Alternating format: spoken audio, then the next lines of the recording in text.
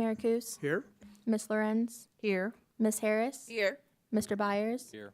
Miss Smith, Here. Mr. Preston, Here. Mr. McCarthy. Here. Is there anyone here wishing to speak on the proposed annual budget for the town of Normal fiscal year 2025-26?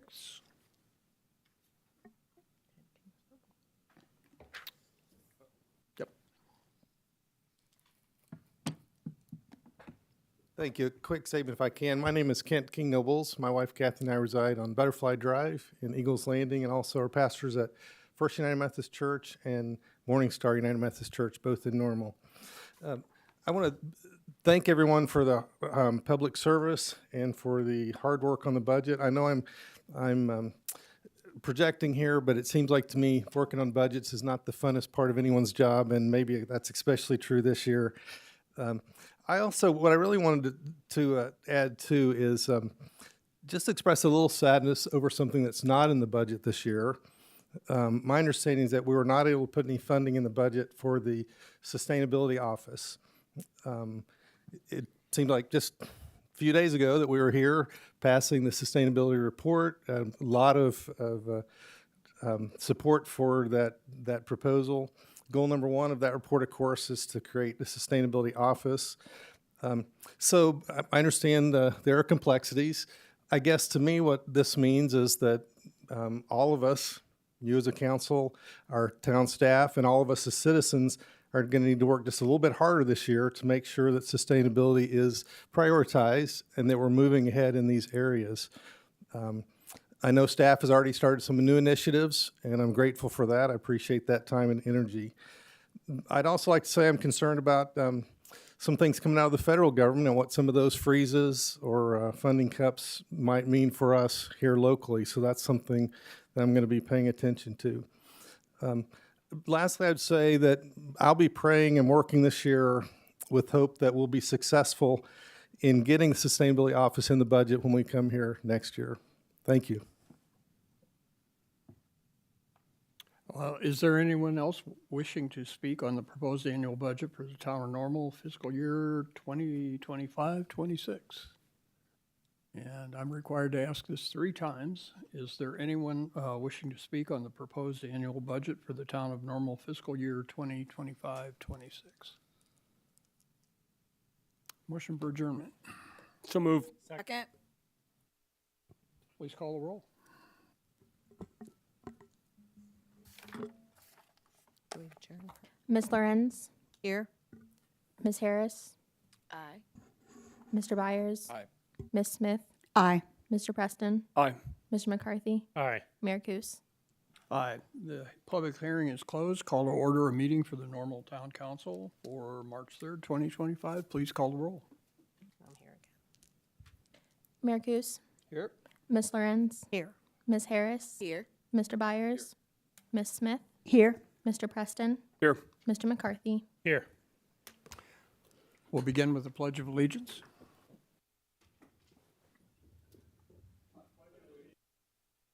Of the United States. Republic. One nation. Indivisible.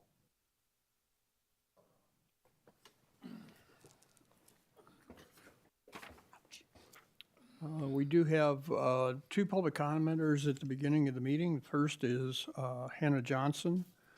Just a quick overview of the rules. We'd ask you, you have 3 minutes to make your comments. And we'd ask you to, in starting your comments with stating your name for the record. For the record, Hannah Johnson. On February 28th, Illinois Art Station celebrated 5 years as a 501c3 nonprofit. In that time, Illinois Art Station navigated a graduation from its formative years at Illinois State University, which fostered the core identity, mission, and practice of social justice-centered, research-informed, accessible arts education that young artists, families, and community members continue to experience today. IS survived and thrived on the other side of the COVID-19 pandemic with the construction of truly inspiring and inviting custom facilities and grounds that have already hosted innumerable art-making moments for artists of all ages. And in more recent history, the organization has enjoyed almost 3 years of consistent staffing, leadership, and partnerships that have helped connect IAS to local, regional, and statewide communities like never before. At 5 years old, IAS young artists can tell stories about their art, differentiate between the sky and ground in their drawings, and convey meaning in their use of shapes, symbols, and colors. At the same age, Illinois Art Station can facilitate more than 10,000 individualized art-making experiences for young artists ages 2 to 18 in a calendar year, create alongside more than 50 young artists and their adults during a busy Saturdays at the station, and collaborate with countless community members in the co-creation and facilitation of transformative art-making moments throughout Central Illinois and beyond.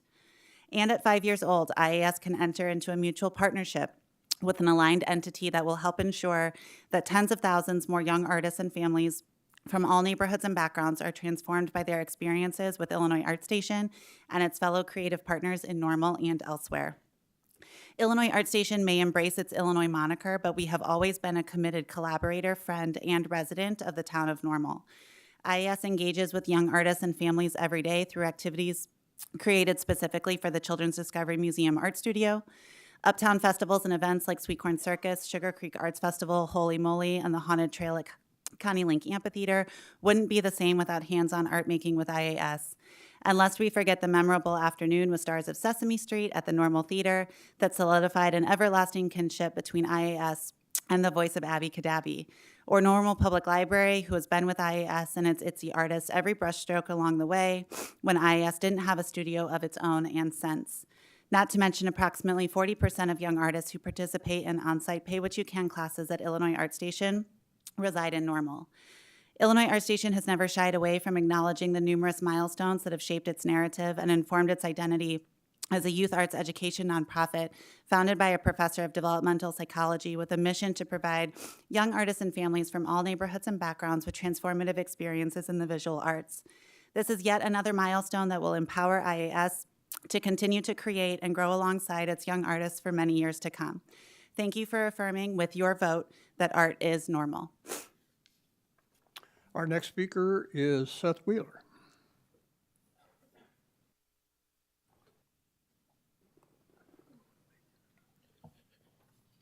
My name is Seth Wheeler. I live in Normal, South Coolidge Avenue. I would like to say a few words in support of Illinois Art Station as it relates to item 8 on the agenda. Harold Greger was a renowned artist, a long-tenured art educator at Illinois State University, and a member of our community. His work is hung in numerous galleries, museums, in Barack Obama's White House, and now at Illinois Art Station. Our town quite literally sprang up from the endeavor to educate. We are named for education, our history is education, our inheritance is education, our future is education. I know the members of this council can evaluate and enumerate the dollar amount it will take to support Illinois Art Station, its staff, and its facilities. I would encourage the council to embrace and to further our history of education, no matter the cost. I would encourage you to support our artists, to support our educators, and to support Illinois Art Station in its mission to bring art making to all of us here in Normal. We want our artists' works to hang on every refrigerator door, in every gallery, in small museums and in big, and maybe once again in the White House.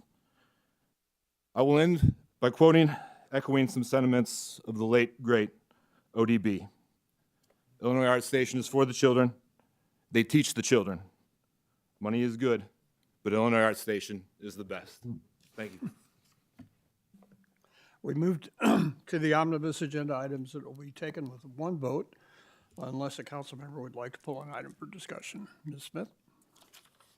Yes, I'd like to pull items C, D, and F. Move approval. Second. Items considered under omnibus or approval of minutes of the regular council meeting on February 17th, 2025.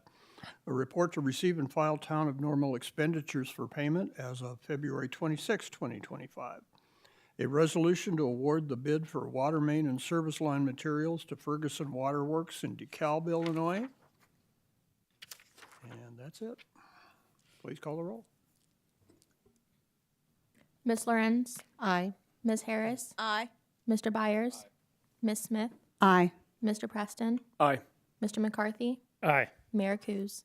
Aye, those items are approved. Item C is a resolution to accept bids and award a contract to J.G. Stewart Contractors for the 2025 miscellaneous sidewalk improvements. That's a 50/50 sidewalk and ADA ramps project. And that's in the amount of $738,237.50. Ms. Smith. Move for approval. Second. Thank you. Ms. Smith?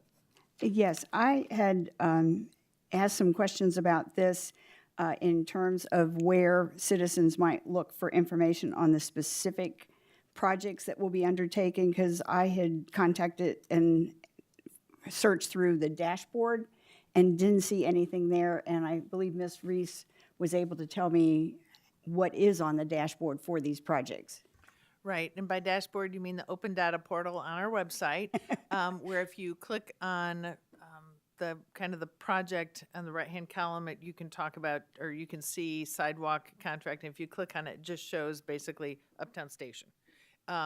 Because we're focusing everybody here. We don't identify in advance all the sidewalk sections that need to be replaced. It's as the engineering team gets out, evaluate sidewalks and coordinate with the contractor, and then we notify each of the affected properties adjacent to the improvement in advance so they know when the sidewalk's going to be replaced. So it's kind of a rotating, it's a project that's in the works constantly with the contractor, and we assign areas of sidewalk as they go, if that's helpful. And you did mention that the homeowners are notified in case they have concerns about driveways being blocked or the activity on their street. And how far in advance are those notices usually delivered? Oh, I think they're about a week in advance or so, so everyone can hopefully have enough information to work with the contractor and the town representative to be best accommodated. This is a sidewalk contract that we issue every single year. So the contractor's generally working from spring through well into the fall on the annual contract. So it's sidewalk sections all over town. Okay, that's all I had. Thank you. Are there? Please call the roll. Ms. Harris, Aye. Mr. Byers, Aye. Ms. Smith, Aye. Mr. Preston, Aye. Mr. McCarthy, Aye. Ms. Lorenz, Aye. Mayor Kus. Aye, that resolution is approved. Item D is a resolution authorizing a contract with Hair Construction Incorporated for the 2024 sanitary sewer lining contract in the amount of $1,460,711. Move for approval. Second. Ms. Smith?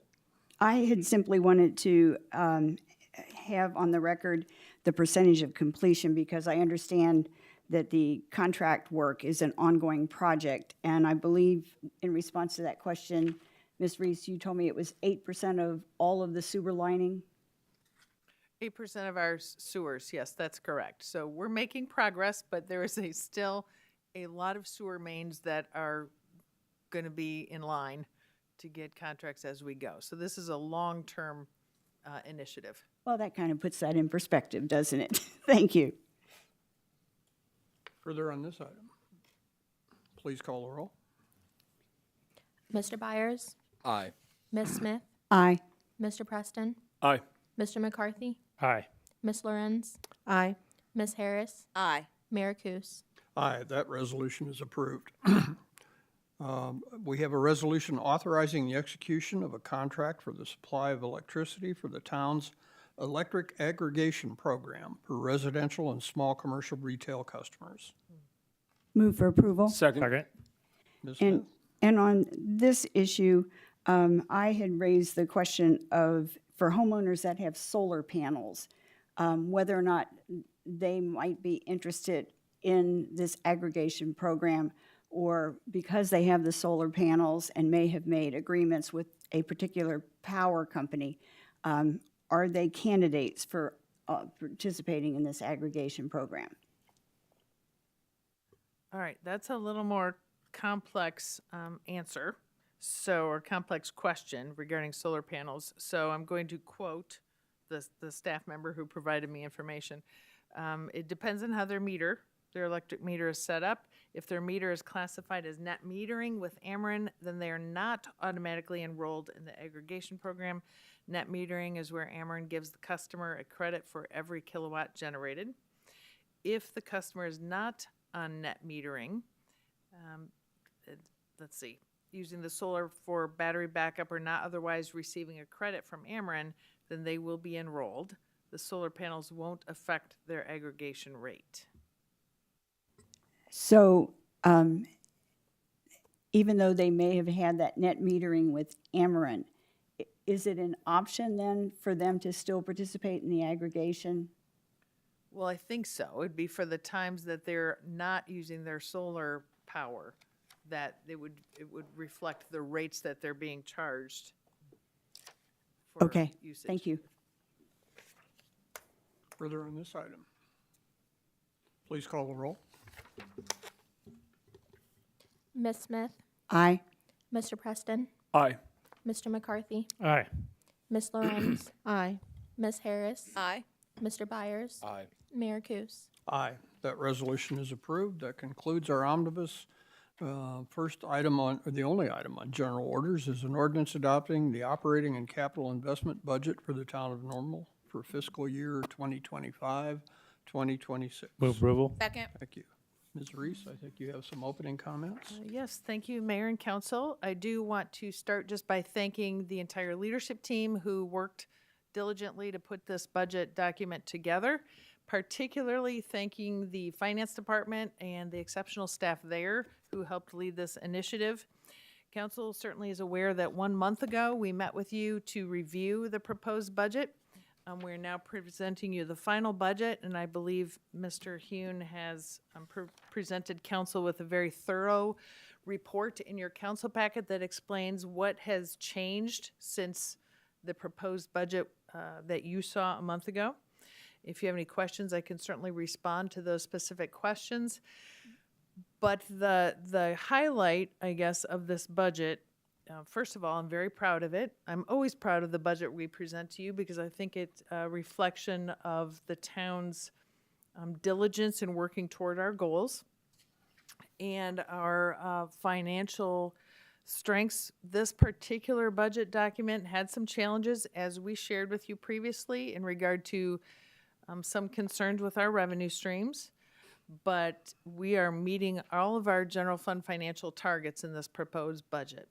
It's a belt-tightening budget until we have a better understanding of where our sales tax revenues will be coming in. We are still able to do significant capital investment. Very proud of that. You will see on anyone who's interested in wanting to see kind of budget highlights, you'll see that on our website. We've already got our budget in brief on the website so people can see our capital investment and all of our plans in that regard. So does the budget include everything that we would like to include? No, unfortunately. In follow-up to the public comment, I wish that we could present a budget to you that had our staffing goals and a sustainability coordinator, things like that. Right now, the time is not right for those staffing changes, but I guarantee you that implementation of the sustainability plan, the strategic plan, our various master plans, our comprehensive plan, all of those plans are very near and dear to us. So you'll find in this budget document kind of a summary on page 19 or so of my introductory letter highlighting some of those plans, where we're at. I just want council and the community to know that we will remain diligent in working toward the goals established in each of those plans. And when we're able, trust me, I will present to you a staffing model that hopefully we can support. Right now, the time's not right. So staff knows the challenges that we're going to face by moving forward with specifically the Vision 2050 plan. We also are very well aware of the uncertainties that we are currently facing with our revenue stream, federal grants, federal investments that we are counting on, even state investments that might be passed through from the federal level. So there are some uncertainties and some unknowns, but this particular financial plan is a very solid plan, again, meeting our financial targets. And council also knows that we are always in a position to be nimble. And if circumstances change one way or the other in terms of our revenue stream, we can tighten our belt more, or we can add more initiatives to our list. So stay tuned. I will keep council aware of how things look as we move into this fiscal year. But in this particular proposed budget that we're asking council to adopt tonight, I think everyone could find something that they wish was different in this budget, and that they wish we could do more of or less of. But in the grand scheme of this entire operations budget and capital investment budget, I think this is something that council can be very confident in and very proud of. Thank you. Who wants to start discussion or questions? Ms. Smith? Ms. Reese, in your intro prefacing us receiving this budget, you had indicated a reduction in expected revenues and some anticipated increases in expenses. And could you share how this budget was revised to accommodate those changes? Do you mean specifically between the proposed budget and the final budget? Yes. And the impact on the general fund and one of the reserve funds. I could. Let me flip to that page. I was talking a lot, so I didn't flip to the page. So, and I can always ask Mr. Hune to come forward, who probably has this right in his back pocket, but let me get to the right page in my packet. Okay. Just a moment, please. Mr. Hune, do you want to jump forward? I think it's, and I'll start while he's walking up here, but is it okay, Mayor, if I invite Mr. Hune forward? Absolutely. Thank you. The differences between the proposed budget and this final budget, we have reduced our revenue by $477,000 in terms of our revenue projections. We've increased our expenditures by $151,000 additional expense. However, we are still meeting our 15% fund balance target. Mr. Hune? That's correct. The offset to the decreases in revenue over the 5-year budget for the general fund was mostly taken up in a decrease of transfers out to our vehicle and equipment reserve fund. So we did kind of push that fund a little bit to tighten up that revenue loss, and we'll monitor over the next 5 years to see how that's going. So when we were talking about these modifications to the budget, that's over the 5-year forecast or just for the upcoming fiscal year? All years. So when we adjusted revenue down in the current fiscal year, as Ms. Reese said, it was a $477,000 decrease overall in revenue.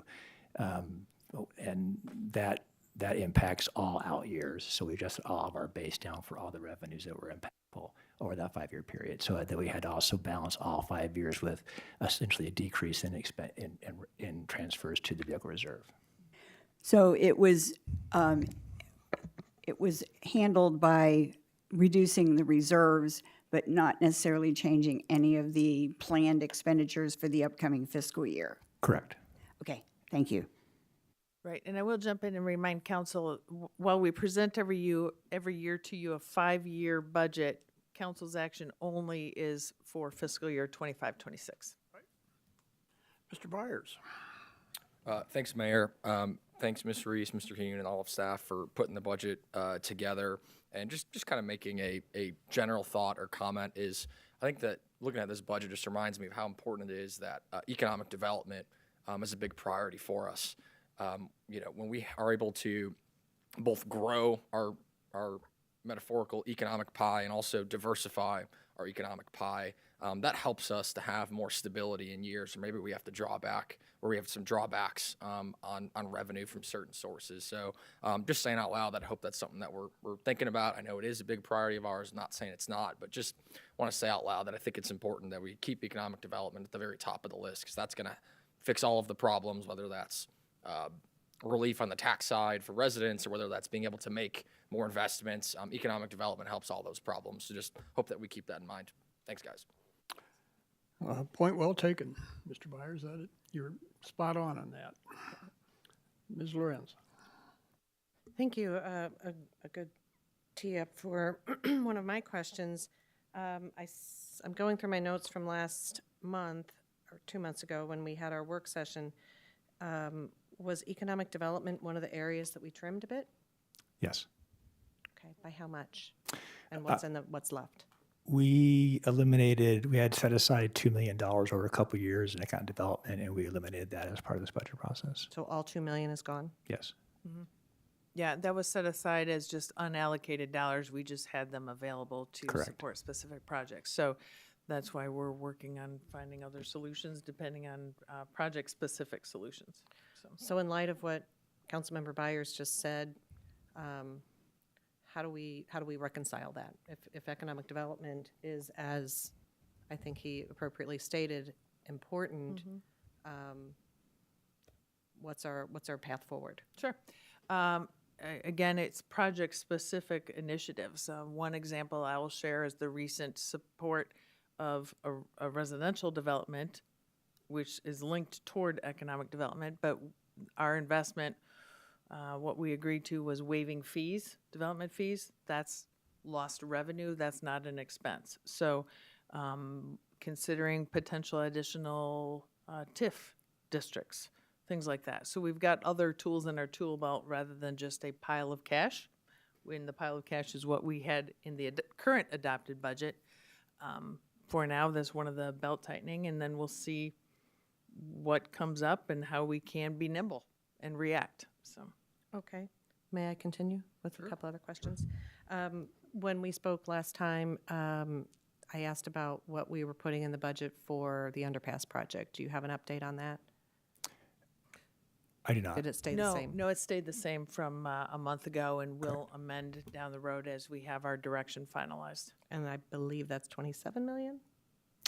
In the budget now, it's $27 million for what was left to be spent for as the original Okay. from adopted last year. Okay. And we are making, we've made a greater extra payment towards pensions in the past, but we're doing a $1 million additional payment towards pension. Is that still correct? That's correct. Extra payment of $1 Yeah. million. And that's great to see. Road work staying about the same. It looked like the MFT went up, but maybe roadway went down a little bit. Net on net, we had a little pickup in resurfacing year to year with the combination of MFT and roadway. So about the same. Just a small boost. Little boost, Yeah. okay. And last question then, since it was brought up by a commenter,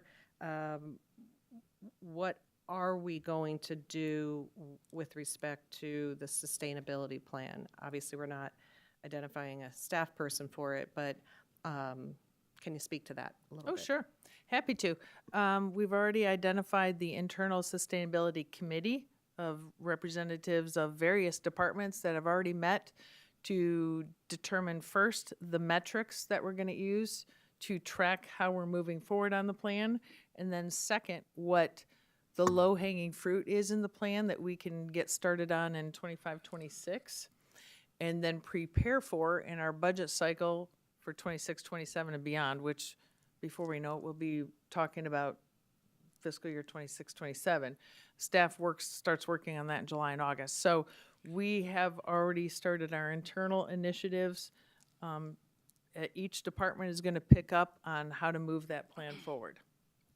Okay, I would, that's good to know. Maybe we can work in an update on that somehow throughout the year. That'd be great to see. Sure.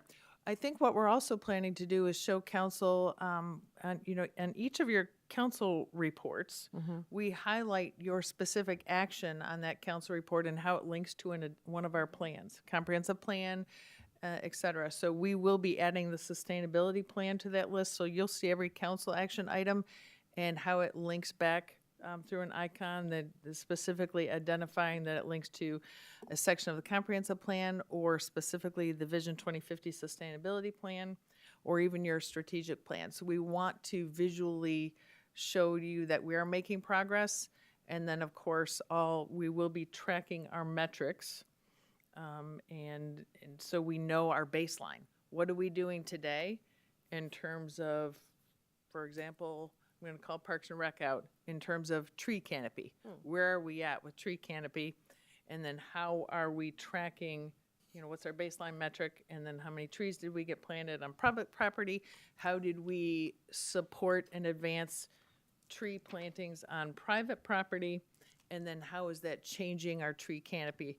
And track the data along with that. Okay. So those are the kind of things we're talking about. Perfect. Thank you very much.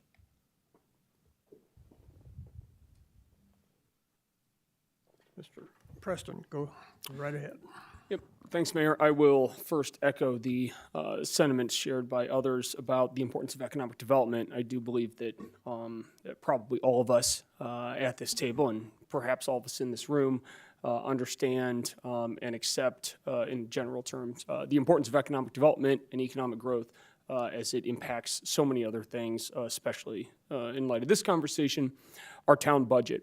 One of the things I'm glad to see that is still in here, I know that we had initially hoped for and planned for a little higher, but the $1 million additional payment to our police and fire pension programs beyond what we would typically do as an extra payment, I think that's important. That's been an ongoing issue that municipalities in Illinois have been dealing with year in and year out for a while, and the fact that we're able to address what we're doing in this budget and with the realities of our sales tax income while still making that investment, I think is an important one. So thanks to staff and leadership for that, and I'm pleased with the overall budget given the circumstances. Thank you. Further comment? Ms. Harris, go. Yes, thank you, Mayor. First of all, I want to thank definitely Mr. Hune and his staff for always putting a budget together. And I don't want to sound doom and gloom where I'm coming from. But I want to say that I'm glad we are putting ourselves in a position to be a little bit more nimble, uncertain with some things of the future. And I think I don't want to sound doom and gloom. There are thoughts about things that we might have to deal with in the future that we haven't had to. And so I like the fact that we are always very conservative, and this is a time where we probably even need, I hate to say it, we probably should even be even more than what we have been on this budget. Just because we don't know what's to come and to be prepared for those things. But I think while we can try to talk about some of the other things we want in the moment, I think right now is trying to be ahead of what could come. And for me, I'm always thinking of it as the fact of normal being the community that's almost like a household who can see the chaos going around everywhere else, but they're insulated from everything else going on. And a lot of times, children don't even know. And so I don't want to say that the residents are children, but, a lot of times kids will say, well, I didn't know those things were going on because the parents insulated them. And so I feel like we have put something together that could possibly insulate us from what could happen and where we could go. And I'm glad and I'm thankful for those thoughts that you kind of put out there for us to be mindful of. But yeah, I want to say I appreciate it. Me to a degree would say maybe we should have been a little bit even more. Again, might not have been agreement with everybody else here, but even more a little bit conservative, only considering some of the things we may face.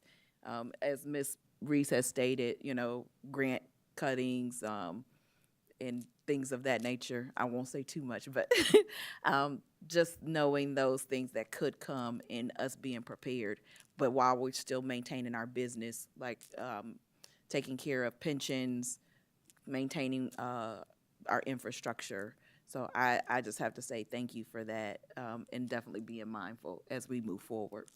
Thank you. Further comments? Mr. McCarthy.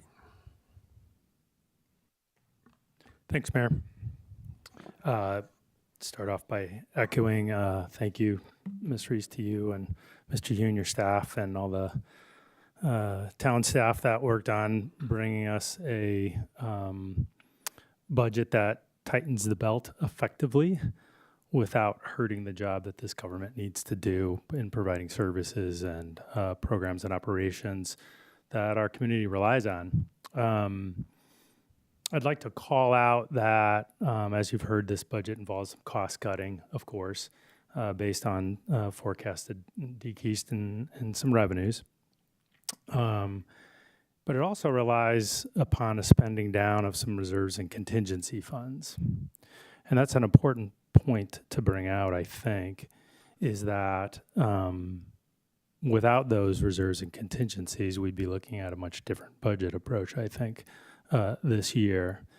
And those reserves and contingencies allow us in tough economic cycles to be able to operate largely unhindered and mostly probably by the citizens that will not know that anything negative is or difficult is happening, because the services will happen and the pension payments will get made and the debt payments will get made.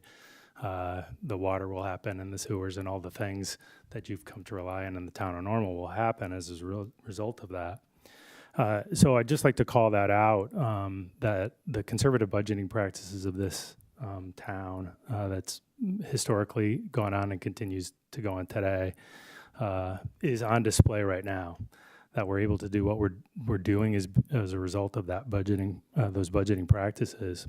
I'd like to say to my colleagues, I appreciate that your work and our work to ensure that we have those reserves and contingencies, and staff, your work to keep us on task and reminding us of funding those reserves during economic times. And thanks, Mayor. You always seem to be advocating with all of us on the council to keep us focused on the importance of supporting those reserves with our votes so that the town remains resilient during these times. I do want to comment on the economic development. I obviously agree with all the comments already that economic development is important, but I do want to, for all the citizens listening or in the audience, is that we are still fully supporting the Economic Development Council, our major investment in economic development in the community, and we still have an internal staff person who's focused on that, and we're still making those internal investments. These were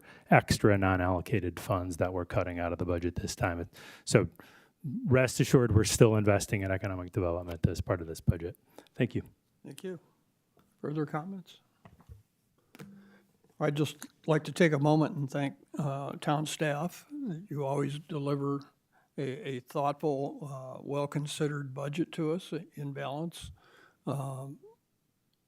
with, I would say, conservative approach, but optimism for the future and our ability to address what's handed to us in the future, and giving us pivot points and contingencies that we can keep doing the work that we need to do for the citizens of our community. And the council, congratulations, I think are in order. There seems to be very common agreement on where we're going in light of some of these tightenings that we're doing, that economic development is important to us as a community, and we'll continue to push on that. Sustainability is important to us as a community, and we're going to continue to do work on that. So again, thank you for the hard work and the brilliant document you brought us. I'm going to call it brilliant, Andrew. Please call the roll. Mr. Preston, Aye. Mr. McCarthy, Aye. Ms. Lorenz, Aye. Ms. Harris, Aye. Mr. Byers, Aye. Ms. Smith, Aye. Mayor Coos. Aye. The budget is approved. We have one item of new business tonight, and that is a resolution authorizing the execution of agreements with the Illinois Art Station and the Illinois Art Station Foundation to accept the donation of the Illinois Art Station land, building, and organizational assets. Move approval. Second. Thank you. Ms. Reese, I think you have some comments, sir? Yes, thank you, Mayor and Council. I think the timing of this particular agenda item made sense before I even heard Council's comments tonight.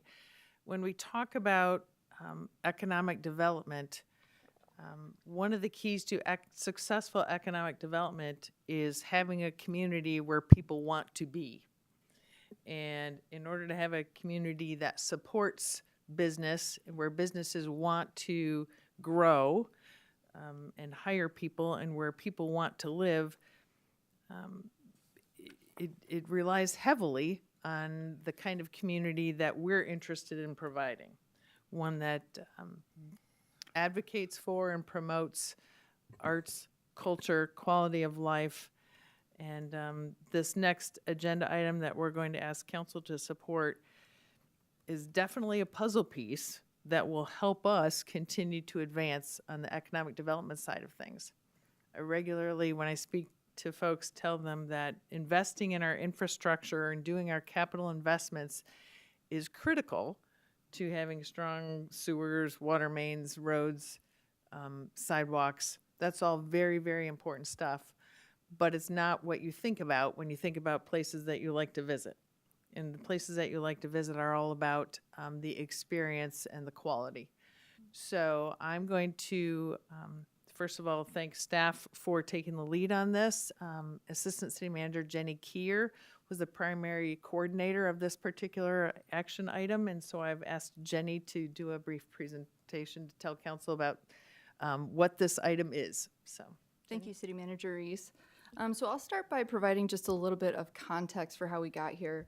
So several months ago, town staff were approached by members of the Illinois Art Station Board and Foundation about a potential donation of the land, the building, and the organization of the Illinois Art Station to the town.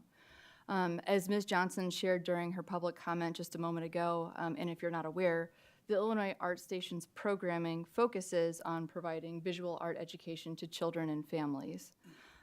When we were approached about this potential donation, we were so excited because we see this as a really complementary fit with what the Cultural Arts Department is already doing. Additionally, the comprehensive plan and the strategic plan both call for supporting public art and placemaking, which City Manager Reese just mentioned. And we believe that the acceptance of this donation would help us to achieve those goals. The Art Station's planning for a sustainable future, and they're looking to increase the breadth of their organization, and they knew that the town could help with that. So we appreciate their faith and trust there.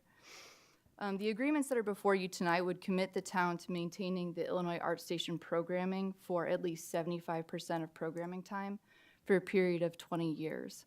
For the remainder of that programming time, we would be able to use the Art Station facilities, the grounds, for other community events and purposes.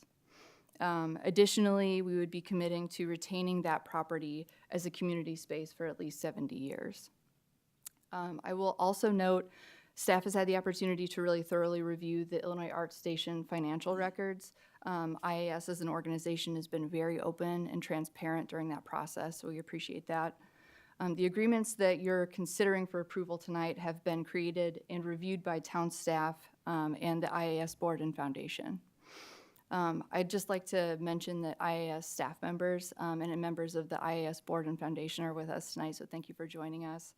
And I'd like to thank them, and we'd like to thank them for approaching the town with the potential gift, so thank you for that. With that, we would recommend this item for approval, and we'd welcome any questions that you've got. I think it's important to add how this all started, and so I'd like to recognize Laura Burke for her vision and generosity in the process of moving this along, and the board members who have worked so hard to make it an incredible community asset and benefit to the arts community and those underserved who don't have the opportunity that some other people do. So thank you for what you've done and your incredible generosity and your vision for Illinois Art Station. I'm going to start with you, Mr. Preston. All right, thanks. I'm glad you led off with that, Mayor, because I also wanted to acknowledge Dr. Burke and members of the staff as well as the board who are here this evening. I remember thinking and speaking very positively about the Illinois Art Station when you guys first came to us a number of years ago. And at that time, it was just a dream and a vision still. And the facility, and much more than the facility itself, but the programming and the outreach that you have been able to do, providing connection to this community and bringing them art in a way that nobody else does, I think is a great asset. And I would also like to think that your quote-unquote baby will be in good hands moving forward. And it is not lost on me that the donation of this facility, land, fixtures, and the like is quite a testament. And so thank you for that. And know that the town, assuming that this does pass tonight, we'll see, but I believe it will really take to heart the mission of this and carry it forward as best as we can, from our end. So thanks. Ms. Harris. Thank you. I am excited about this particular item tonight for a number of reasons. Number one, personally, art has always been something personal to me in my life, and it's been a great outlet even when I was younger. And I still keep some of my own pieces. Never will sell them. I promise you I won't. But so I always find art very personal and near and dear to my heart. But also the other pieces, we've already been in partnership. Long before this moment, there is not an event, especially related to family and youth, I do not see the Illinois Art Station somewhere being a part, especially seeing Ms. Hannah Johnson, who has definitely been a positive face for the organization. And so I think it just feels right to have them fully be immersed as a part of what we do, and that we can help nurture, as I will steal some of Councilman Preston's words, nurture the baby to turn them into a healthy young adult one day. So I'm really excited about this. I think so much can be done. And you can't have something like the Children's Discovery Museum that is STEAM focused without having that art extension. It just fits. It fits in everything that we do and what we say we're about. So I'm excited. I'm hoping that other council members agree so that I can say, welcome to the family. Ms. Smith. Thank you. And echoing the thank yous for everybody here and who brought this fine facility to this stage. And in our documents, we had information about the ongoing expense to operate this, but I did not see the assets that we are receiving in this donation. And Ms. Reese, can you share what is reported for the value of this asset on their Form 990 that they file as a not-for-profit? Ms. Kier? Yeah, absolutely. On their Form 990, they represent a $2.4 million cost basis value. So we have this generous offer of property and a facility that will be an oasis as Normal continues to grow and develop, and quite contiguous to our one big vertical park, the Constitution Trail, very close to the Connie Link Amphitheater and across the street from Underwood. So it's nice to have all of this greenery and this outlet, quality of life opportunity in the heart of Normal, so that no matter what growth may take place around it, we still have that oasis, and I'm very much in favor of this. Thank you. Further on the item? Mr. McCarthy? Thanks, Mayor. Briefly, just a thank you for this opportunity. I was on the radio this morning, WGBC, and they asked me what I wanted to talk about. Illinois Art Station was the first thing I said, and so early this morning I got the chance to say, how cool is it when a government gets a gift of a couple $1 million of cool stuff, in addition to all of the meat of what that investment has meant in the lives of kids and families, and touching them with art that, as Mr. Preston said, services that aren't being delivered in our community anywhere else. I just got to say, I really hope there's a big tax break for you as at the end of this gift. I hope, but thank you. I'm supportive, and staff, thanks for your work on this. Ms. Lorenz? Thank you. It's hard to really say something more that hasn't already been said, but I will just echo the remarks of the others so far, and a thank you to Dr. Burke and your staff for bringing the vision forward.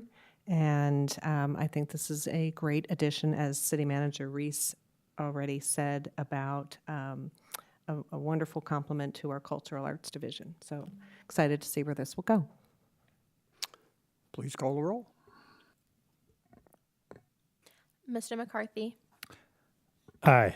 Miss Lorenz, Aye. Miss Harris, Aye. Mr. Byers, Aye. Miss Smith, Aye. Mr. Preston, Aye. Mayor Kus. Aye. That resolution is exuberantly approved.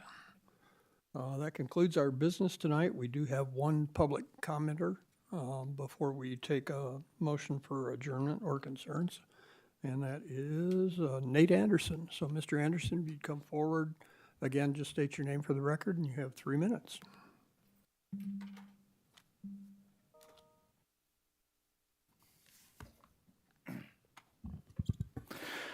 Hi, good evening, council members. My name is Nate Anderson, and I want to bring to your attention a deeply troubling experience I had with emergency responders on Friday, February 21st. That evening, I was at home minding my own business when I was suddenly confronted by 3 police officers crowding my front door. They claimed they were responding to an anonymous report of a mental health crisis, yet they made no attempt to verify its accuracy before treating me as a threat. I was not in crisis. That didn't matter. Instead of beginning with de-escalation or even basic communication, the response immediately turned aggressive. All 3 officers were on my porch, pounding on my door, ordering me to step outside or let them in. I refused, knowing that I had done nothing wrong and that I was not legally obligated to comply. A few minutes later, an ambulance pulled up, blocking my driveway. The EMTs arrived, retrieved a stretcher, and wheeled it onto my porch, a public spectacle that only escalated the situation. I was forced to argue just for basic boundaries. I refused to open my door until every officer stepped back onto the public easement and the stretcher was removed from my porch. Only after that did I allow EMTs inside. Once inside, the situation did not improve. I found myself cornered in my own living room as the EMTs menaced me, repeatedly pressuring me to go to the hospital. One of them held a syringe in plain view. I was never told what was in it. I was told I had no choice but to go to that with them because it was, quote, town policy. When I questioned that, I was threatened. They told me if I didn't comply, the police would, quote, help them, force me into the ambulance. Let me be absolutely clear. I was not a danger to myself or others. I was not in crisis. I was not under arrest. But I was treated as if I had no rights. I was repeatedly pressured to sign a waiver absolving them of liability. One officer even mocked my political beliefs, referencing my yard sign. This was not a de-escalation. The method by which this response occurred only served to increase tensions and make a bad outcome more likely, not less. If this is standard procedure, then something is deeply wrong. This is not just about my experience. It's about whether our emergency response systems are actually protecting the public or making situations worse. If the goal is safety and well-being, then we need to rethink our approach to crisis intervention. One alternative is the co-responder model, which pairs mental health professionals with the first responders for crisis calls. WGLT has reported on discussions of this approach in Bloomington Normal, and I urge the council to take it seriously. We need policies that prioritize care over control and that begin with verification and de-escalation rather than force. I have video evidence of the incident and additional details that I couldn't fit into this comment period. I'm happy to provide them to the council upon request. No one in this community should have to go through what I did simply because someone, somewhere, made a call. Thank you. Before taking a motion for adjournment, are there council concerns or comments? Ms. Smith? I just want to highlight that today was the send-off for a Special Olympic athlete, Daniel, who is traveling to the Winter Games in Turin, Italy, representing our local chapter, the state of Illinois, and all of USA in these competitions coming up in Turin. And I personally wish him all the best. Thank you. Motion for adjournment. So moved. Second. Please call the roll. Miss Lorenz, Aye. Miss Harris, Aye. Mr. Byers, Aye. Ms. Smith, Aye. Mr. Preston, Aye. Mr. McCarthy, Aye. Mayor Kus. Aye, we are adjourned. Thank you.